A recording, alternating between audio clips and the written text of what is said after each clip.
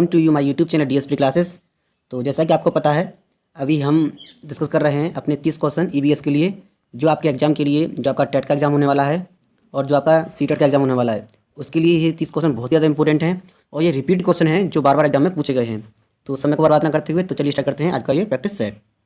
तो पहला क्वेश्चन है, शिक्षा का अनौपचारिक साधन इनमें से कौन सा है। जो हमारी शिक्षा होती है वो दो तरह की होती है, एक होती है औपचारिक शिक्षा, एक होती है अनौपचारिक शिक्षा।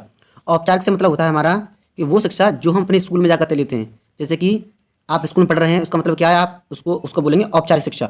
और दूसरी शिक्षा होती है हमारी जो हम अपने घर पर लेते हैं, मतलब घर पर सीखते हैं या अपने यूट्यूब के माध्यम से सीखते हैं, उसे बोलते हैं हम अनौपचारिक शिक्षा। तो इसमें पूछा गया है आपकी अनौपचारिक शिक्षा का साधन क्या है। तो इसका राइट आंसर होगा परिवार, क्योंकि परिवार में रहकर क्या करते हैं, अपनी जो एजुकेशन है उसको आगे बढ़ाते हैं, वहाँ पे हम उस पर सीखते हैं। तो किसका एग्जाम्पल होता है, परिवार किसका साधन है, अनौपचारिक शिक्षा का। तो बढ़ते हैं नेक्स्ट क्वेश्चन पर। नेक्स्ट क्वेश्चन है, परिवार को किसने आवश्यक और अनावश्यक घटकों में बांटा है। तुम्हारे एक महोदय हैं, हमारे एक साइंटिस्ट हैं, मैकाइवर। कौन है, मैकाइवर साइंटिस्ट हैं। उन्होंने क्या किया है, जो परिवार है, जो हमारा परिवार होता है उसको आवश्यक और अनावश्यक रूपों में बांटा गया है। तो इसका राइट आंसर क्या हो जाएगा, जो मैकाइवर महोदय हैं उन्होंने उसको परिवार को आवश्यक और अनावश्यक रूपों में बांटा है। तो आप ये बताइए कि परिवार के प्रकार कितने होते हैं। जो हमारा परिवार होता है उसके आपको प्रकार कमेंट बॉक्स में बताने हैं। बढ़ते हैं अपने नेक्स्ट क्वेश्चन पर। नेक्स्ट क्वेश्चन है कि अरस्तु द्वारा, जो हमारे अरस्तु थे, अरिस्टोटल, उनके द्वारा मित्रता का वर्णन नहीं है। उन्होंने मित्रता का वर्णन किया है, उन्होंने मित्रता को कई टाइप में बांटा है, तो उसके बारे में आपको बताना है। तो इनमें से जो मित्रता का वर्णन नहीं किया है उसको आपको इसका आंसर देना है। तो अब बताइए इसका राइट आंसर क्या होगा। तो इसका राइट आंसर होगा ऑप्शन नंबर 4।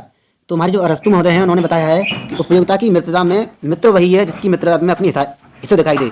मतलब एक हित को उन्होंने डिवाइड किया है मित्रता से, और उन्होंने कहा है कि आनंद की मित्रता मित्रों के बीच आपसी हित के लिए खुशी मित्रों के बीच बांटते हैं। और तीसरा बताया उन्होंने, अच्छी मित्रता में दो मित्रों के बीच आपसी सम्मान भाव होता है। मतलब उन्होंने 3 कैटेगरी बताई हैं मित्रों में, कौन सी दोबारा देखिए। एक तो उन्होंने बताया हित, जो हित होता है, दूसरी भलाई होती है। मान लीजिए आप किसी के दोस्त हैं तो वो अपने आप में आपसे कोई फला लेना चाहता है। एक होता है आनंद, साथ रहने से एक दूसरे को आनंद प्राप्त होता है। तीसरा बोल सकते हैं हम उसका सम्मान का भाव। मान लीजिए आप उसका सम्मान करते हैं और वो आपका सम्मान करता है। तो इन कैटेगरी में अरस्तु ने बताया है, तो आपको इनको याद रखना है। तो इसका राइट आंसर हो जाएगा ऑप्शन नंबर 4। तो बढ़ते हैं नेक्स्ट क्वेश्चन पर। नेक्स्ट क्वेश्चन है कि यहाँ पे दे रखा है, एक तरफ हमारे कॉलम दे रखे हैं, एक तरफ भी दूसरी तरफ कॉलम है, उनको आपको मिलान करना है। तो क्या दे रखा है इसमें कि जो मोनेरा है और प्रोटिस्टा, पादप जगत और जंतु, और दूसरी तरफ दे रखा है पौधों का अध्ययन, जीवाणुओं का अध्ययन, जंतुओं का अध्ययन और अमीबा और पैरामीशियम का अध्ययन। तो आपको इनका क्या करना है, मिलान करना है। तो कैसे करेंगे, तो इसका राइट आंसर कौन सा होगा, इसका राइट आंसर होगा ऑप्शन नंबर 2 होगा। कैसे, जो हमारा जो मोनेरा है, जो मोनेरा किससे संबंधित, जीवाणुओं से संबंधित है। तो पहले का क्या हो गया, ए का हो गया 2, ए का 2 हो गया। और जो प्रोटिस्टा है उसे बोलते हैं हम अमीबा और पैरामीशियम का अध्ययन। आपने देखा होगा जो जंतु का डिवाइडेशन किया गया है, ग्रुप होता है जिसमें संघ, से हिंदी में संघ बोलते हैं, उसमें अमीबा और पैरामीशियम को प्रोटिस्टा के अंदर रखा गया है। तो सी का क्या हो जाएगा, सी का हो जाएगा पौधा। सी पादप जगत को क्या बोलते हैं, पौधों का अध्ययन बोलते हैं। जंतु को क्या बोलते हैं हम, जंतुओं का अध्ययन बोलते हैं। तो इसलिए इसका राइट आंसर क्या हो जाएगा, इसका राइट आंसर हो जाएगा ऑप्शन नंबर 2। तो बढ़ते हैं नेक्स्ट क्वेश्चन पर। नेक्स्ट क्वेश्चन है, इन कथनों पर विचार कीजिए। यहाँ पर 2 कथन दिए गए हैं, उनमें से आपको क्या बताना है, जो सही है वो बताना है। तो देखिए यहाँ पे सही है पूछा है, बहुत से यहाँ पे गलत भी पूछ सकता है, इसलिए आपको इस चीज़ को बहुत ही पहले इसको अंडरलाइन करना है, तब आगे बढ़ना है। तो पहला सवाल है, पौधे पर्यावरण पारिस्थितिक तंत्र के लिए अति आवश्यक होते हैं क्योंकि ये पारिस्थितिक तंत्र के लिए ऊर्जा उपलब्ध कराते हैं। सत्य बात है, क्योंकि जो पर्यावरण है वो बनता है किससे, पर्यावरण से बनता है, और पारिस्थितिक तंत्र भी पर्यावरण से बनता है। और जो हमारे उसके लिए किसके लिए इंपोर्टेंट ज़्यादा है, ऊर्जा के लिए। नेक्स्ट है, मनुष्य तथा जीव जंतु भी अपने खाद्य पदार्थों का अधिकांश भाग पेड़ पौधे से प्राप्त करते हैं। जैसे कि बताया, हम खानी चीज़ें पेड़ पौधे से प्राप्त करते हैं, दाल अपना हुआ, भोजन हुआ, फल हुए, किससे प्राप्त करते हैं, पेड़ पौधों से प्राप्त करते हैं। तो 5वें का आंसर हो जाएगा, 5वें का आंसर हो जाएगा, एक और दोनों सही हो जाएंगे। तो इस तरह से हम अपने क्वेश्चन को बारी बारी से सॉल्व कर सकते हैं। ये प्रैक्टिस सेट आपके लिए जो सीटेट के स्टूडेंट हैं, यूपी टेट के स्टूडेंट हैं, उनके लिए, सभी के लिए इंपॉर्टेंट है। तो आपको डेली एक प्रैक्टिस सेट लगाना है, क्योंकि आपको पता है ईवीएस इतनी कठिन नहीं आती है, आप इसमें अच्छा स्कोर प्राप्त कर सकते हैं। जिससे क्या होगा, आपके जो आने वाले जो पात्रता बच्चा है उसमें आप अच्छा स्कोर प्राप्त कर पाएंगे। बढ़ते हैं नेक्स्ट क्वेश्चन पर। नेक्स्ट क्वेश्चन है, इनमें से कौन तने की विशेषता को शामिल नहीं है। इनमें से कौन तने की विशेषता का शामिल नहीं है। तो जब भी क्वेश्चन में नहीं आए तो आपको सबसे पहले नहीं को अंडरलाइन करना है, नहीं को गोला करना है, क्योंकि बहुत से स्टूडेंट पढ़ते नहीं है और क्वेश्चन को गलत कर देते हैं, इसलिए आपको ध्यान रखना है। तो तनी, जो हमारा तना होता है, जैसे आपने नीम का पेड़ देखा होगा, आम का पेड़ देखा होगा, उसका तना होता है, उसकी विशेषता पूछी गई है, उसकी विशेषता क्या होती है। तो पहला है, तने पर पर्व संधियाँ पर पाई जाती हैं। बिल्कुल सत्य बात है। जो तना होता है, मान लीजिए हमारा तना है, इस पर ऐसे डंडी सी रहती हैं, ऐसे पर्व संधियाँ बोलते हैं। दूसरा, तने के अग्रभाग पर वर्धी प्रवेश होता है। तीसरा, तने पर कलिकाएं होती हैं। चौथा, तना सदा धनात्मक प्रकाश अनुवर्तक तथा ऋणात्मक भूमि अनर्थ होता है। तो ये भी सही है। ये भी सही है। तो इसका राइट आंसर क्या हो जाएगा? चौथे का नहीं है। तना सदैव धनात्मक प्रकाशन होता है, ऋणात्मक भूमि अनुवर्तक होते हैं, नहीं है। तो इसका राइट आंसर हो जाएगा आपका ऑप्शन नंबर 4 हो जाएगा। क्योंकि जो हमारा तना है, ये तना है हमारा, तो मान लीजिए जड़ है, ये क्या है? जड़ है। तो जो हमारी जड़ होती हैं ये क्या होती हैं? ऋणात्मक होती है। जो हमारी जड़ें होती हैं वो ऋणात्मक होती हैं, मतलब जो हमारा तना है वो पॉजिटिव होता है और जो हमारी जड़ें वो नेगेटिव होती है। नेगेटिव मतलब क्या है? जो तना है हमेशा प्रकाश की तरफ बढ़ता है, जो हमारा सूर्य होता है यहाँ पे, तो उसके प्रकाश की तरफ बढ़ता है, और जो हमारी जड़ें होती हैं वो क्या बढ़ती हैं? उसकी तरफ, अंधेरे की तरफ बढ़ती हैं। तो यहाँ पे गलत दे रखा है, आप उसको पढ़ेंगे ऋणात्मक भूमि अनुवर्तक होते हैं। तो उसका राइट आंसर हो जाएगा ऑप्शन नंबर 4। तो बढ़ते हैं नेक्स्ट क्वेश्चन पर। नेक्स्ट क्वेश्चन देखिए, यहाँ पर क्वेश्चन लिखा हुआ है, इन कथनों पर विचार कीजिए। तो पहला क्वेश्चन क्या है? जीवों की उत्पत्ति का सर्वाधिक मान सिद्धांत चार्ल्स रॉबर्ट डार्विन ने दिया था। आपको पता होगा ये हमारे जो चार्ल्स रॉबर्ट डार्विन है वो बायोलॉजी के बहुत ही अच्छे साइंटिस्ट हैं। तो उन्होंने ये थ्योरी दी थी। तो उसका है उन्होंने कहा है जीवों की उत्पत्ति का सर्वाधिक मान सिद्धांत चार्ल्स डार्विन ने दिया था। इस सिद्धांत का वर्णन उन्होंने अपनी पुस्तक द ओरिजिन ऑफ स्पीसीज में किया था, जो 1859 में प्रकाशित हुई थी। तो आपको बताना है इन दोनों में से कौन सा सही है। तो आपको उसका राइट आंसर लगाना है। तो बताइए कौन सही है। तो उसका राइट आंसर होगा ऑप्शन नंबर 3, क्योंकि इन्होंने जो सिद्धांत दिया था जीवों की उत्पत्ति का सर्वाधिक सिद्धांत मान सिद्धांत है। तो इनका सिद्धांत आपको इसको याद भी रखना है। और इनकी किताब है द ओरिजिन ऑफ स्पीसीज, तो इसको भी आपको याद रखना है। ईयर तो एग्जाम में नहीं पूछता, लेकिन इनकी किताब है उसको एग्जाम में जरूर पूछता है, तो आपको इसको याद रखना है। तो बढ़ते हैं नेक्स्ट क्वेश्चन पर। हमारा नेक्स्ट क्वेश्चन है, वे कौन से जीव हैं जो मृत पशुओं एवं जंतुओं को अपघटित करते हैं। आपने देखा होगा जो गिद्ध होता है, वो क्या करता है? मरे हुए जीवों को खाता है। जैसे कि आपकी भैंस मर गई या कोई भी जीव मर जाता है तो वो खाता है। उनको क्या बोलते हैं हम? तो उनको बोलते हैं पैरासाइट। क्या बोलते हैं हम उनको? अपघटक बोलते हैं। पैरासाइट तो दूसरों पर जीवित रहने वाले बोलते हैं, अपघटक बोलते हैं। क्या बोलते हैं उनको? अपघटक।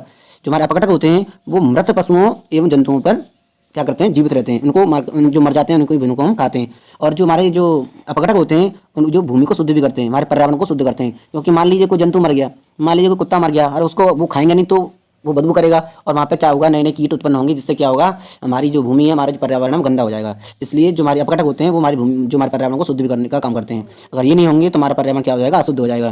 तो इनको क्या बोलते हैं? हम अपघटक बोलते हैं। बढ़ते हैं नेक्स्ट क्वेश्चन पर। नेक्स्ट क्वेश्चन है, कौन सा जीव जो चलने उड़ने तीनों का कर सकता है? मतलब चल भी सकता है, चढ़ भी सकता है और उड़ने का काम भी करता है। तो इसका राइट आंसर क्या होगा? जो हमारे कॉकरोच होता है, क्या होता है? कॉकरोच। आपने घरों में देखा हुआ है, जो आपकी जो किचन होती है उसमें कॉकरोच ज़्यादातर आ जाते हैं। तो कॉकरोच क्या करता है? वो चल भी सकता है, चढ़ भी सकता है और उड़ भी सकता है। तो इसका राइट आंसर हो जाएगा कॉकरोच। तो जो घरों में ज़्यादातर पाया जाता है, तो इसको आपको याद रखना है कि तीनों चल भी सकता है, चढ़ भी सकता है और उड़ भी सकता है। तो बढ़ते हैं नेक्स्ट क्वेश्चन पर। नेक्स्ट क्वेश्चन है, मनुष्यों को सर्वाहारी कहने का सटीक कारण है। जो मनुष्य होता है वो सर्वाहारी है, क्यों? ऐसा क्या है कि वो सर्वाहारी है? तो उसको आपको पता है, क्योंकि वो पौधे भी खाता है, मांस को भी खाता है। मतलब वो मांसाहारी भी, शाकाहारी भी है। क्योंकि जो मांसाहारी भी होते हैं और शाकाहारी भी होते हैं, उनको क्या कहते हैं? हम सर्वाहारी बोलते हैं। तो हमारा मनुष्य क्या है? वो है क्या है? हमारा सर्वाहारी है, क्योंकि वो पौधे भी खाता है और जीवों को भी खाता है। क्योंकि वो अपना जो भोजन है वो मांस से भी प्राप्त करता है, जीवों से प्राप्त करता है और पौधों से भी प्राप्त करता है। तो आपको उसको याद रखना है। तो पढ़ते हैं नेक्स्ट क्वेश्चन पर। नेक्स्ट क्वेश्चन है, भोजन पकाने अथवा बनाने की कौन सी विधि अच्छी है? जो हमारा भोजन होता है, हम घर में जो हमारी माता बहनें हैं भोजन बनाती हैं, हम भी भोजन बनाते हैं, तो उसका सबसे अच्छा तरीका कौन सा है? तो आपने देखा होगा बहुत से लोग सब्जी को काटने से पहले धोते हैं, बहुत से लोग काटने के बाद धोते हैं। तो आपको पता होगा सब्जी को काटने के बाद धोने से क्या होता है? उसकी जो विटामिन है वो नष्ट हो जाती हैं। विटामिन सी नष्ट हो जाती है धोने से, क्योंकि विटामिन सी जल में घुलनशील है, BC वाटर। तो क्या होता है? वो नष्ट हो जाती है। तो उसका राइट आंसर होगा ऑप्शन नंबर 4, सब्जियों को अच्छी तरह से धोना और फिर काटना। फिर सब्जी को पहले धोना चाहिए, फिर काटना चाहिए। अगर आप सब्जी को पहले काटते हैं फिर धोते हैं तो उसकी विटामिन क्या होती है? नष्ट हो जाती हैं। और वो विटामिन कौन सी होती है? Vitamin C. Mostly vitamin C क्या हो जाती है? सब्जी को काटने के बाद धोने से नष्ट हो जाती है। तो इसलिए हमको भोजन का क्या करना चाहिए? सब्जियों को पहले अच्छी तरह धोना चाहिए और फिर काटना चाहिए, जिससे कि हमें अच्छी से अच्छी ज़्यादा से ज़्यादा विटामिन मिल सके। बढ़ते हैं नेक्स्ट क्वेश्चन पर। प्रोटीन। आपको पता है शरीर की वृद्धि के लिए प्रोटीन कितना आवश्यक है? जो बच्चे होते हैं, जो हमारी बाल्यावस्था होती है, उसमें हमारी जो लंबाई है वो प्रोटीन के माध्यम से बढ़ती है। तो प्रोटीन का सबसे अच्छा स्रोत क्या है? तो प्रोटीन का सबसे अच्छा स्रोत है आपका क्या? बताइए, आप बताइए। अंडा, मांस, सोयाबीन, दूध। तो आपको पता है जो सोयाबीन होता है वो अंडे से भी और मांस से भी ज़्यादा क्या है? प्रोटीन का सर्वोत्कृष्ट स्रोत है। बहुत से लोग कहते हैं कि मांस से जो क्या होती है? प्रोटीन ज़्यादा मिलती है, लेकिन ऐसा नहीं है। हमारी सोयाबीन होती है उससे क्या होती है? सर्वाधिक क्या मिलती है? प्रोटीन मिलती है। हमें 42%, 42% क्या मिलती है? इससे क्या मिलती है? प्रोटीन मिलती है। और जो प्रोटीन होता है हमारे शरीर के निर्माण में बहुत ही ज़्यादा आवश्यक होता है। तो बढ़ते हैं नेक्स्ट क्वेश्चन पर। नेक्स्ट क्वेश्चन है, भिंडी। भिंडी में क्या पाया जाता है? जो हमारी भिंडी होती है जिससे हम लेडी फिंगर बोलते हैं, उसमें सबसे ज़्यादा क्या पाया जाता है? तो इसका राइट आंसर होगा, इसमें पाया जाता है vitamin A, vitamin C, vitamin phosphorus और ये सभी। तो बताइए इसका राइट आंसर क्या होगा? तो इसमें देखिए विटामिन ए भी पाई जाती है, इसमें सी भी पाई जाती है और उसमें फास्फोरस पी भी पाया जाता है। तो ये तीनों चीज़ें इसमें पाई जाती हैं, तो इसका राइट आंसर हो जाएगा विटामिन ये सभी, ऑप्शन नंबर 4। तो भिंडी भी आप सभी को खानी चाहिए, जब सीजन चलता है इनका तो आपको इन सभी सब्जियों का सेवन करना चाहिए, जिससे क्या हो आपकी जो शरीर है ये सारी विटामिन प्राप्त कर सके और आपकी जो रोग प्रतिरोधक क्षमता है वो बढ़ सके। बढ़ते हैं नेक्स्ट क्वेश्चन पर। नेक्स्ट क्वेश्चन है, जो बीमारी उपार्जित बीमारी नहीं है। तुम्हारी दो तरह बीमारी होती है, एक होती है उपार्जित, एक होती है उपार्जित। उपार्जित से मतलब होता है जो बीमारी हमें एक दूसरे से ट्रांसफर होती है।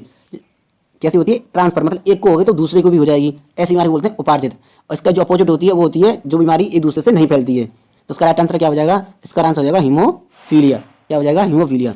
हीमोफीलिया में क्या होता है, जो हमारा ब्लड होता है, क्या होता है? ब्लड होता है, उसका इसके अंदर क्या होता है, ब्लड रुकता नहीं है। मान लीजिए आपका कोई टच कट गई है, यहाँ पे कट गई है, तो वो क्या होगा, उसका ब्लड क्या रुकेगा नहीं, वो बहता रहता है, तो इसे बोलते हैं हीमोफीलिया।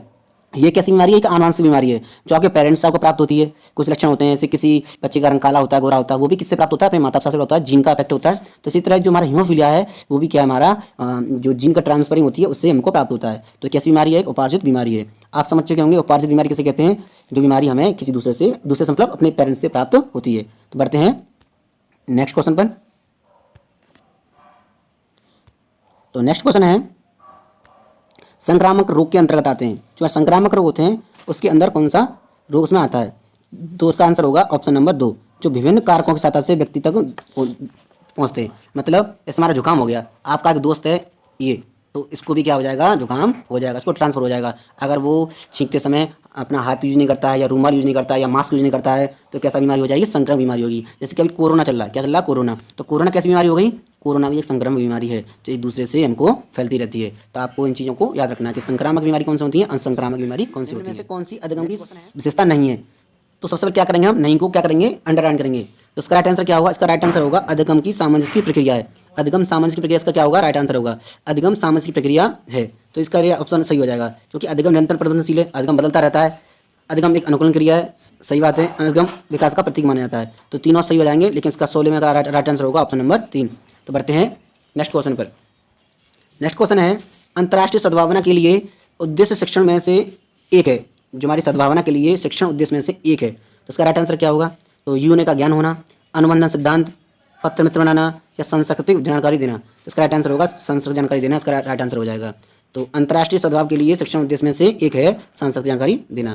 बढ़ते हैं नेक्स्ट क्वेश्चन पर। नेक्स्ट क्वेश्चन है 18वां क्वेश्चन है हमारा। तो इस प्रैक्टिस सेट में पूरे 30 क्वेश्चन करने वाले हैं।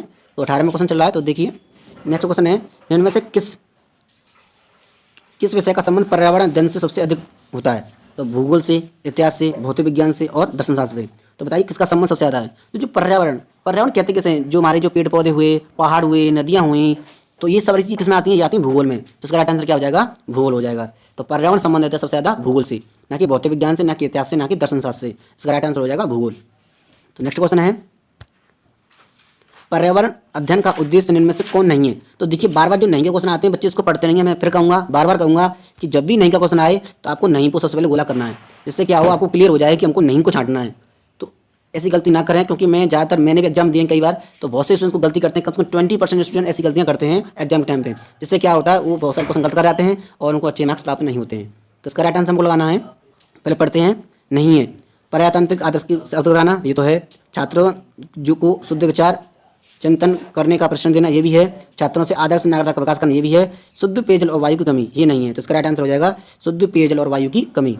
तो बढ़ते हैं नेक्स्ट क्वेश्चन पर।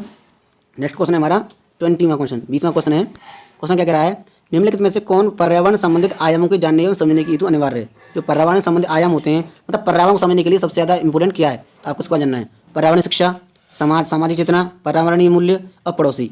तो भाई जब तक आप उसके बारे में जानकारी प्राप्त नहीं करेंगे पर्यावरण के बारे में, तो क्या जान पाएंगे? तो इसके लिए राइट आंसर क्या होगा? आपको पता है पर्यावरण शिक्षा। तो पर्यावरण शिक्षा के बिना आप जो पर्यावरण के आयाम होते हैं उनको आप समझने के लिए योग्य नहीं बन पाएंगे। तो इसलिए जो हमारे स्टूडेंट्स हैं, जो हमारी जो गवर्नमेंट है, वो पर्यावरण शिक्षा पर बहुत ज़्यादा जोर दे रही है, जिससे क्या हो, आप उसके बारे में अवगत हो सकें, उसके बारे में जान सकें। तो बढ़ते हैं नेक्स्ट क्वेश्चन पर। नेक्स्ट क्वेश्चन है 21 क्वेश्चन क्या कहता है, निम्नलिखित में से किस आयोग ने पर्यावरण शिक्षा को औपचारिक धारा से जोड़ने की सिफारिश की? जो आयोग आया था, एक आयोग आया था, आपको पता होगा, तो उसने जो पर्यावरण शिक्षा है उसको किससे जोड़ने की समझ की थी? औपचारिक धारा से जोड़ने की बात कही थी। तो इसका राइट आंसर क्या होगा? तो इसका राइट आंसर होगा कोठारी आयोग। जो कोठारी आयोग आया था हमारा 1964 में, 1964 शायद, कंफर्म नहीं है, थोड़ा चेक कर लेना आप। तो उन्होंने क्या कहा था कि जो पर्यावरण शिक्षा को औपचारिक शिक्षा से जोड़ा जाए। तो इसका राइट आंसर हो जाएगा कोठारी आयोग। तो बढ़ते हैं नेक्स्ट क्वेश्चन पर। नेक्स्ट क्वेश्चन है हमारा 20वां क्वेश्चन। मनुष्य एक विशेष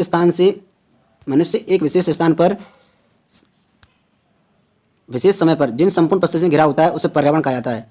तो ये किसने बात कही थी? तो ये कही थी हमारी पार्क महोदय ने। ऑप्शन नंबर बी, जो पार्क महोदय थे उन्होंने कहा था कि मनुष्य एक विशेष स्थान पर विशेष समय पर जिन संपूर्ण प्रश्नों से घिरा रहता है तो उसे क्या कहते हैं? हम उसे कहते हैं, जो उन्होंने पर्यावरण कहते हैं। ये किस महोदय की बात है? ये कहा था हमारे सीसी पार्क ने कहा था।